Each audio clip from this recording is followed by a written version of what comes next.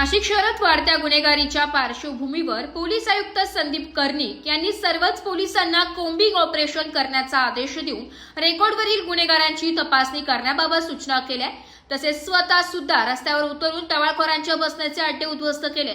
या कारवाई दरम्यान अनेक मद्यपी टवाळखोर तसेच राजकीय पक्षांच्या नेत्यांना सुद्धा विविध कलमांतर्गत ताब्यात घेऊन कारवाई करण्यात आली आहे। तसेच नाशिक महापालिकेच्या नाशिक रोड विभागात अतिक्रमणाविरोधात मोठी कारवाई देखील बजावण्यात आली आहे। या कारवाईत अतिक्रमण विभागाचे अधिकारी व कर्मचारी यांनी सकाळपासूनच मोहीम हाती घेतली आहे। Nashik road, Subhash road, railway station आदी भागात अनधिकृत टपऱ्या हातगाड्या धारकांच्या वर महापालिकेच्या पथकाने हटवून तसेच अवैधरित्या सुरू असलेल्या धंदे टपऱ्याधारक जमीनदोस्त करण्यात आले। सौंदर्य वाढवण्याचा प्रयत्न यावेळी करण्यात आला असून नागरिकांकडूनही या कारवाईला चांगला प्रतिसाद मिळाल्याचं दिसून आलंय।